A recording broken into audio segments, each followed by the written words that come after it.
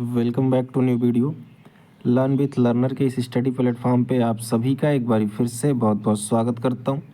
आज के इस वीडियो पे हम बात करेंगे सीडीपी के क्वेश्चन के बारे में, किस तरीके का क्वेश्चन आता है, हम वो क्वेश्चन डिस्कस करेंगे। और ये हम लेवल 2 के अकॉर्डिंग पूरा पेपर सेट किए हैं और लेवल 1 आप लोग का ईजिली निकल जाएगा। इसको देखेंगे तो आप लोग को पता होगा कि अब यूपी में भी जो एक नियमावली आप लोगों के सामने आई है, तो कहने कि यूपी में भी वैकेंसी आने का संशय तेज है। तो आप लोग इस समय पे सीटेट क्वालिफाई कर लीजिए और ज़्यादा से ज़्यादा मात्रा में पहले ही क्वालिफाई कर लीजिए कि सीटेट का लोड हट जाए, उसके बाद सिर्फ अपने सब्जेक्ट पे फोकस करना रहे। हालांकि इस समय पर आप लोग जो बिहार 4.0 है उसको टारगेट करके आप लोग प्रिपरेशन करिए, क्योंकि सीटेट निकालना काफ़ी इंपॉर्टेंट रहेगा किसी भी एग्जाम में नौकरी लेने के लिए। तो हम आते हैं आज के अपने प्रैक्टिस सेशन पे। अगर वीडियो आप सभी पसंद आया तो चैनल को प्लीज़ सब्सक्राइब कर लीजिएगा और अपने दोस्तों को भी भेज दीजिए ताकि वे लोग भी जुड़ जाएं। हम अल्टरनेट डे पे हम क्लासेस लेने वाले, एक दिन सीडीपी क्लास लेंगे, एक दिन में हम जीएस का प्रैक्टिस सेट करेंगे। उसमें यूपी बीएड और जो एनसीईआरटी बेस लेवल 2 में आती है 60 क्वेश्चन, उसको भी हम कवर करने की कोशिश करेंगे।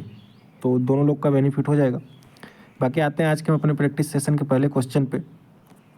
आप लोग क्वेश्चन को अच्छे से देखिएगा। क्वेश्चन का लेवल वही है जो अभी लेवल आ रहा है सीटेट पे। हम आसान क्वेश्चन करा के आप लोग को भ्रमित करने की कोशिश नहीं करेंगे। जो लेवल सीटेट में आ रहा है, जो क्वेश्चन हम लोग देखें, हम लोग फेस किए, उसी लेवल पे हमने क्वेश्चन सेट करने की कोशिश किया। तो क्वेश्चन पढ़िए आप लोग। बच्चे समय की एक विशिष्ट अवधि तक बहुत सरलता के साथ भाषा सीखते हैं क्योंकि उस समय पर्यावरणीय प्रभावों के साथ प्रतिक्रिया करते हैं। इस अवधि को विकास की किस अवधि के नाम पे जाना जाता है? तो बच्चे जो भाषा सीखते हैं, सहजता के साथ भाषा सीखते हैं, तो उस अवधि को क्या बोला जाता है? तो इसका राइट आंसर होगा ऑप्शन नंबर 1, संवेदनशील अवस्था वे कही जाती है जब बच्चे पर्यावरण के साथ भाषा सीखते हैं। दूसरा क्वेश्चन, बाल विकास के क्षेत्र में मस्तिष्क नमनीयता संप्रत्यय क्या सुझाता है? तो ये काफ़ी इंपॉर्टेंट क्वेश्चन रहेगा और ऐसा ही क्वेश्चन आपको देखने को मिलेगा। केवल और जहाँ पे केवल शब्द मिल जाए वहाँ पे आप लोग समझ लीजिए, उसे काट के आगे बढ़ जाना है। विकास सभी बालकों में एक समान होता है। केवल और सभी आप लोग की पॉइंट पकड़ लीजिए कि अगर ये चीज़ें आ जाए तो आप लोग आगे बढ़ जाएगा काट के, क्योंकि विकास सभी बालकों में एक समान नहीं होता है। बाल्यावस्था और किशोरावस्था पूरी अवस्था संज्ञानात्मक विकास के लिए संवेदनशील अवस्था है, तो ये भी इसका राइट आंसर नहीं होगा। चौथा होगा, एक क्षेत्र के विकास दूसरे क्षेत्र के विकास को प्रभावित नहीं करते, तो इसका राइट आंसर होगा ऑप्शन नंबर डी। आते हैं नेक्स्ट क्वेश्चन पे। एक माँ ने देखा है कि उसकी एक जुड़वा दूसरे जुड़वा की तुलना में चलना सीखने में अधिक तेजी से प्रगति कर रहा है। सीखने की इस प्रक्रिया की विभिन्नता से विकास का कौन सिद्धांत जुड़ा हुआ है? तो हम लोग कोशिश करेंगे कि 10 से 15 मिनट में आप लोग को 30 क्वेश्चन करा दें, और आप अगर डेली 30 क्वेश्चन से जुड़े रहेंगे तो आपका सीडीपी में 30 में से 26-27 नंबर इजीली आपको देखने को मिल जाएगा। तो आप लोग डेली जुड़े रहेंगे। तो आप लोग क्वेश्चन पढ़े कि एक माँ देखती है कि जुड़वा बच्चा, एक बच्चा तेजी से विकास कर रहा है और दूसरा बच्चा धीरे विकास कर रहा है। तो आप सभी को पता होगा इसका राइट आंसर होगा ऑप्शन नंबर सी। अलग अलग व्यक्तियों में विकास की गति अलग अलग होती है। आप लोग भी देखे होंगे विकास एक समान नहीं होता, हर एक का विकास अलग अलग ही होता है। जैसे आप लोग भी 2 भाई होंगे तो आप देखेंगे एक भाई काफ़ी तेज़ी से विकसित किया होगा, दूसरा भाई थोड़ा उसके गति में कम हुआ होगा। इस पर हालांकि बहुत रिसर्च है, वो चीज़ें हम कभी बाद में बात करेंगे। बढ़ते हैं नेक्स्ट क्वेश्चन की तरफ। विकास निम्नलिखित में से किस पर निर्भर करता है? तो विकास आनुवंशिक प्रकृतियाँ, सामाजिक सांस्कृतिक प्रथाओं और भौतिक वातावरण। तो आप सभी पता होगा कि इसका राइट आंसर डी होगा, क्योंकि विकास इन तीनों चीज़ों पे ही निर्भर करता है। हमारी भौतिक परिस्थितियाँ कैसी हैं, सामाजिक और सांस्कृतिक परिस्थितियाँ कैसी हैं, और हेरिडिटी के लेवल पे क्या प्रभाव है, तो विकास इन सब पे निर्भर करता है। आते हैं नेक्स्ट क्वेश्चन पे। जीन पियाजे के संज्ञानात्मक विकास के सिद्धांत के अनुसार अध्यापक को किस अवस्था में क्रमबद्धता से संबंधित प्रश्न हल करने के लिए देना चाहिए? तो हमने पियाजे का उस दिन पढ़ाया भी था, आप लोग को अगर वीडियो नहीं देखे हैं तो नीचे लिंक मिल जाएगा, आप लोग देख लीजिएगा। इसका राइट आंसर होगा मूर्त संक्रियात्मक अवस्था में। मूर्त संक्रियात्मक अवस्था में बच्चा क्रमबद्धता सीख जाता है, तो शिक्षक को चाहिए कि इसी अवस्था में उस तरीके के क्वेश्चन बच्चों के सामने प्रकट करे हुए। आते हैं नेक्स्ट क्वेश्चन पे। जीन पियाजे के सिद्धांत के अनुसार व्यक्ति आत्मसातकरण और समंजन के माध्यम से किस स्थिति को प्राप्त करने का प्रयास करते हैं? तो इसका राइट आंसर होगा वे संतुलन की स्थिति को प्राप्त करने की कोशिश करते हैं। बढ़ते हैं नेक्स्ट क्वेश्चन पे। 6 वर्षीय लड़का मनीष दुनिया और दूसरों के अनुभव को केवल अपने ही दृष्टिकोण से देखता है और दूसरों के दृष्टिकोण को समझने में असफल रहता है, तो इसको क्या बोलते हैं? तो इसका राइट आंसर होगा ऑप्शन नंबर बी, आत्मकेंद्रिता। जब आत्मकेंद्रिता की भावना रहती है तो बच्चा को लगता है कि जहाँ पे भी हम सेंटर में हम हमारे ही अकॉर्डिंग सब कुछ हो रहा है। हालांकि ये 6 वर्ष के बालक के अंदर चीज़ें बाद में सुधर जाती हैं। शुरू में लगता है कि अगर हम चल रहे हैं, अगर हम बस से चल रहे हैं तो हमारे साथ सब कुछ चल रहा है, अगर हम चल रहे हैं तो सूरज चल रहा है, हम चल रहे हैं तो ही सब कुछ हो रहा है। ये चीज़ें बाद में बदलती, तो ये ऐसी स्थिति को आत्मकेंद्रिता कहते हैं। आप लोग समझने की कोशिश ज़्यादा करिए। हालांकि क्वेश्चन अगर आप लोग समझ जाएंगे तो फिर आप लोग का एक भी क्वेश्चन रुकेगा नहीं। लॉरेंस कोहलबर्ग के नैतिक विकास के सिद्धांत के अनुसार एक व्यक्ति जो नैतिक विकास की कानून एवं व्यवस्था चरण में उसका मत होगा, तो आप लोग इसको पढ़िए। कानून तथा नियमों का पालन अन्य व्यक्तियों को प्रसन्न रखने के लिए, कानून एवं अधिकारियों की आज्ञा का पालन करना जिससे सामाजिक प्रणाली सुगम बनी रहे, कानून तथा नियमों का दंड से बचने के लिए पालन करना। कानून तथा नियमों का पालन तभी करना चाहिए जब हमारी आवश्यकता की पूर्ति हो। तो आप सभी को पता होगा कि जब बच्चा कानून और नियमों का पालन तभी करता है जब उसे लगता है कि दंड से बचने के लिए। तो इसका राइट आंसर हो जाएगा ऑप्शन नंबर सी। बढ़ते हैं नेक्स्ट क्वेश्चन पे। लेव वाइगोस्की ने निम्नलिखित में से कौन सा सिद्धांत दिया? तो लेव वाइगोस्की ने संज्ञानात्मक विकास का सामाजिक सांस्कृतिक सिद्धांत दिया था। आप सभी को पता होगा कि वाइगोस्की ने सामाजिक सांस्कृतिक सिद्धांत दिया था और वाइगोस्की काफ़ी इंपॉर्टेंट रहने वाले हैं। तो हम धीरे धीरे इनका सब कुछ करा देंगे, MQ, ZPD सब कुछ करा देंगे। अभी धीरे धीरे हम पहला प्रैक्टिस सेशन है तो आज शुरुआत कर रहे हैं। बढ़ते नेक्स्ट क्वेश्चन पे। एक विद्यार्थी द्वारा दिए गए प्रश्न को हल करने में चुनौती महसूस कर रहा है। लेव वाइगोस्की के अनुसार इस स्थिति में अध्यापिका को क्या करना चाहिए? एक शिक्षक या शिक्षिका को क्या करना चाहिए? विद्यार्थियों को अनदेखा करना चाहिए? बिल्कुल गलत। सीधे तौर पे जवाब देना चाहिए? नहीं, सीधे तौर पे कभी नहीं देना। MQ बनना है, मोर नॉलेजेबल अदर बन के हमें आना। सवाल को हल ना करने के लिए दंडित करना चाहिए? ये तो एकदम नहीं करना है। बच्चों को किसी भी तरीके से दंडित नहीं करना है। विद्यार्थियों को अगले कदम के हेतु संकेत और इशारे देना चाहिए ताकि वे फिर से आगे बढ़ने के लिए मोटिवेट हो सके, प्रेरित हो सके।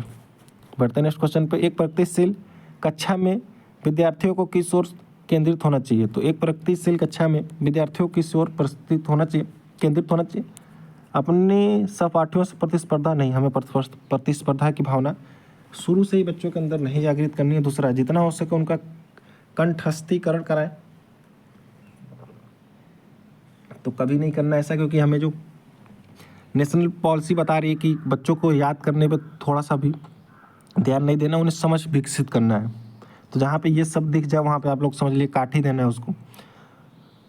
मूर्त पुरस्कार जैसे ट्रॉफी जीतने के लिए, तो इस पर भी ध्यान नहीं देना है। सक्रिय भागीदारी तथा ज्ञान सर्जन के लिए, क्योंकि अगर हम जीतने के लिए करेंगे तो फिर बच्चा जो भागीदारी है उससे खो देगा। तो इसका राइट आंसर हो जाएगा ऑप्शन नंबर 4। बढ़ते नेक्स्ट क्वेश्चन पे।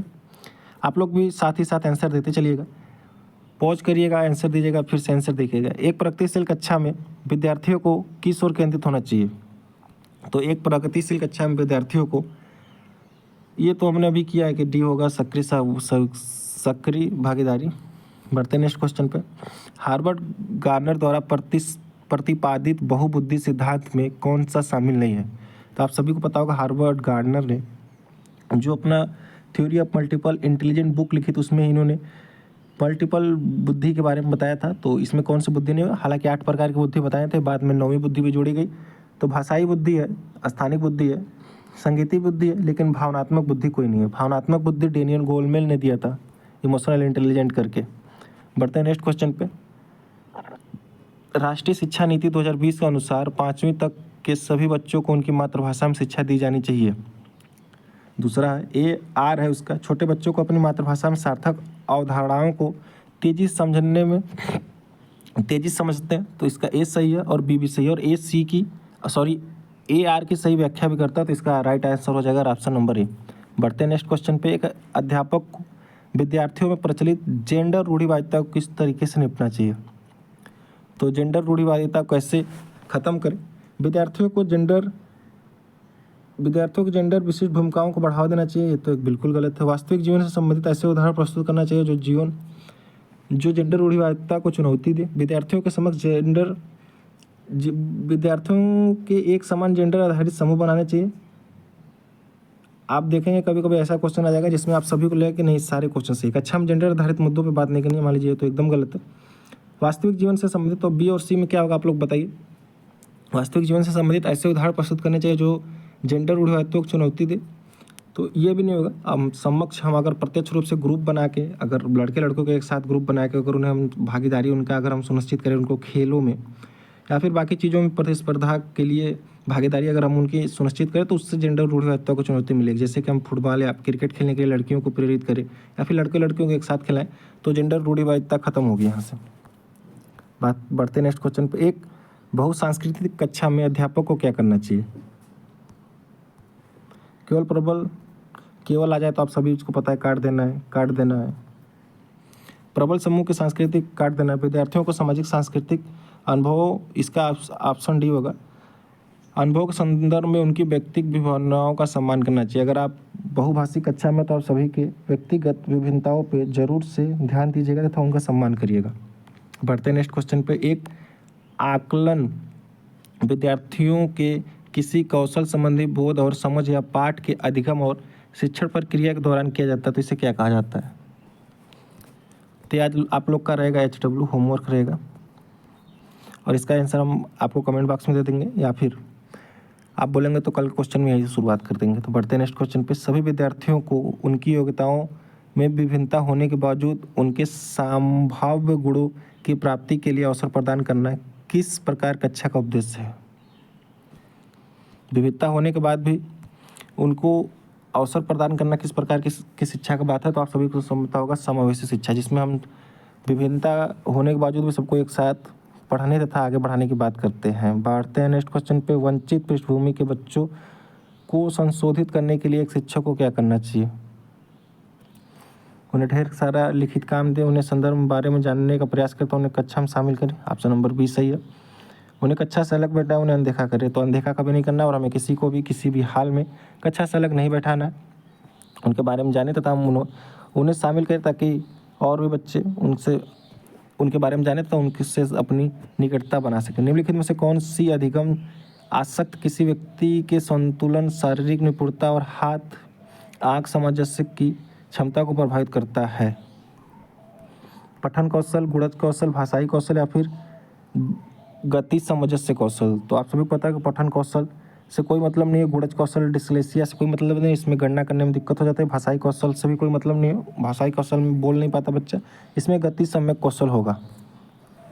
बढ़ते नेक्स्ट क्वेश्चन पे। स्वालीनता ऑटिज्म से जूझते विद्यार्थियों की पहचान किन गुणों से होती है? तो आपको सभी पता हो कि ऑटिज्म में बच्चा एक ही बार को बार बार बोलता है, अर्थात वह संप्रेषण नहीं कर पाता है। कम्युनिकेशन स्किल उसकी कमज़ोर हो जाती है, मतलब वो इसी तरीके से, जैसे कि मैं एक ही बार बोला तो इसी तरीके से बोलता है, तो वो संप्रेषण नहीं कर पाता है। बढ़ते नेक्स्ट क्वेश्चन अपने लिखने में कौन सी सृजनात्मक विद्यार्थियों की पहचान है? आप लोग यहाँ पर ध्यान दीजिएगा, पहचान नहीं है। जब हम गलत कर सकते हैं तो परीक्षा हाल में, प्रेशर में आप भी गलत कर सकते हैं। जिज्ञासा प्रबल भावना होती है, अभिसारी सोच होती है, अभिसारी सोच नहीं होती, गलत। ये दूसरा ऑप्शन इसका सही होगा। उच्च समस्या समाधान होता है तथा नवाचारी तथा अनूठे विचार उनके होते हैं। बढ़ते नेक्स्ट क्वेश्चन पे। निम्नलिखित में से कौन से सृजनात्मक विद्यार्थियों को स्थानीय? तो ये हो गया एनसीपी 2020 सुझाती है कि शिक्षा पाठ्य पुस्तक की विषय वस्तु तक सीमित होनी चाहिए, कभी नहीं। तथ्यों को यहाँ कंठस्थी तरह दिख जाए वहाँ पे काट दीजिएगा। प्रतिस्पर्धा बढ़ाने के लिए उन्मुखी होने चाहिए, नहीं। समालोची चिंतन को विकास के लिए केंद्रित होनी चाहिए। तो आप सबको पता होगा कि समालोची चिंतन का ही मुख्य उद्देश्य शिक्षा का, ताकि वे खुद से सोच सके तथा चीज़ों को अपना एक व्यू कर पाएँ। तो इसका ऑप्शन नंबर डी हो जाएगा। बढ़ते नेक्स्ट क्वेश्चन पे। एक कक्षा में विद्यार्थियों के चयनित अधिगम शैलियों में व्यक्तिगत अंतरों को अध्यापिका द्वारा किस प्रकार संशोधित किया जा सकता है? अध्यापन अधिगम प्रक्रिया में बाधा है, गलत है। नकारात्मक पूर्वग्रह द्वारा मिटाया नहीं है, संज्ञात्मक गलत है। उनकी मान्यता रखते हुए बाल केंद्रित शिक्षा शास्त्र को बनाना चाहिए। तो शिक्षा शास्त्र आप सभी को पता हो कि बाल केंद्रित ही होना चाहिए किसी भी हालत में। बढ़ते हैं नेक्स्ट क्वेश्चन पे। आप अगर कक्षा में जाएंगे तो सबसे इम्पोर्टेंट आपके लिए बालक ही होना चाहिए, बाकी कोई भी चीज़ मैटर नहीं रखती है। एक प्रगतिशील कक्षा अध्यापकों को डैश रूप में तथा शिक्षार्थियों को डैश रूप में अपेक्षित करती है।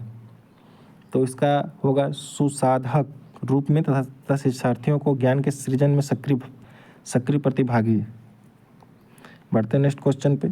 रेयान ने कुछ दिन पहले ही जाना कि अंग्रेजी में किसी शब्द के पीछे ईडी लगाने से शब्द का रूप वर्तमान से भूतकाल में बदल जाता है। इस जानकारी को पाने के बदले रेयान शब्द का भूतकाल रूप दर्शाने के लिए तरीका अपना रहा है। बच्चों द्वारा किसी नियम के हर दिशा में निरूपित करने का यह रुझान अपनी सोच को दर्शाता है। तो इसका आंसर इसमें क्या भर जाएगा?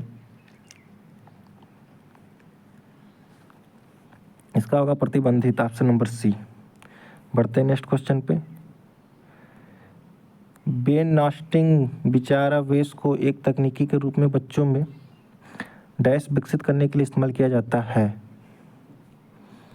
तो इसका ऑप्शन होगा सी, आप सारी सोच विकसित करने के लिए किया जाता है। रचनावादी कक्षा में एक शिक्षक को सबसे महत्वपूर्ण क्या है? तो शिक्षक के लिए सबसे महत्वपूर्ण क्या है?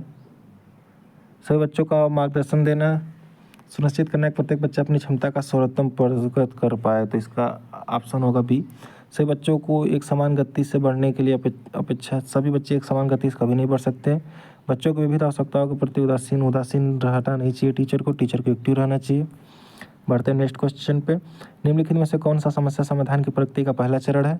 तो आप सभी को पता होगा कि समस्या समाधान में सबसे पहला चरण है समस्या की पहचान करना। तो ऑप्शन नंबर बी सही हो जाएगा। और हमें 15 मिनट में ही क्लास ख़त्म करना है और हम डेली 15 मिनट में ही ख़त्म करेंगे। आज थोड़ा लेट हो रहा है तो इसलिए हम थोड़ा अभी तेज़ी से क्वेश्चन निपटा रहे हैं।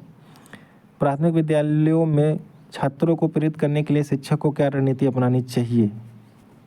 तो आप लोग बताइए क्या अपनी चाहिए? व्यक्तिगत छात्रों के बीच अंकों के लिए प्रतिस्पर्धा तो एकदम नहीं। प्रत्येक गतिविधि के लिए प्रेरक कारकों को पुरस्कार दंड का उपयोग नहीं। पूरी कक्षा के लिए मानक लक्ष्य निर्धारित करें तथा उन लक्ष्यों की उपलब्धि का आकलन करने के लिए कठोर मापदंड नहीं होना चाहिए। बच्चों को उनकी रुचि के अनुसार लक्ष्य निर्धारित करने में मदद करें। ऑप्शन नंबर एकदम सही है डी, क्योंकि बच्चे अपनी रुचि के अनुसार ये सब कुछ करें। आप कोई भी लक्ष्य या फिर कुछ भी निर्धारित नहीं करेंगे, क्योंकि बाल केंद्रित शिक्षा शास्त्र में सबसे इम्पोर्टेंट बच्चा होता है। बस ये आप लोग याद रखिएगा। अगर सीटेट देने जा रहे हैं तो केंद्र में बच्चा को रख के अगर चीज़ें सोचेंगे तो फिर सीटेट आपका कभी नहीं रुकेगा। बढ़ते नेक्स्ट क्वेश्चन पे। संज्ञानात्मक विकास के साथ विद्यालयों को विद्यार्थियों की भावनात्मक खुशहाली सुनिश्चित करनी चाहिए। आर रहेगा, किसी समस्या प्रश्न को हल करते समय विचारों का मौखिकरण समस्या समाधान में बाधा डालता है। तो कभी नहीं डालता है, ये सही है और आर गलत है। बढ़ते हैं नेक्स्ट क्वेश्चन पे। निम्नलिखित में से कौन सा अधिगम की प्रक्रिया में सकारात्मक रूप से योगदान नहीं देता है? तो कुपोषण नहीं देता, आप सभी को पता होगा। सहयोग देता है, आप सारी चिंतन देता है, चर्चाएं देती है। तो आज के लिए इतने ही क्वेश्चन, लगभग 27 के करीब क्वेश्चन थे। आप लोग स्कोर जरूर कमेंट करके बताइए कितने नंबर आए। बीच में जो मैंने आपसे HW पूछा है उसका आंसर कमेंट बॉक्स में दीजिए। बाकी कोई भी डाउट हो सीटेट से लेके UP BED से लेके आप लोग कमेंट बॉक्स में पूछ लीजिएगा। इस वीडियो में सिर्फ इतना ही। मिलते हैं किसी और वीडियो में, तब तक के लिए जय हिंद।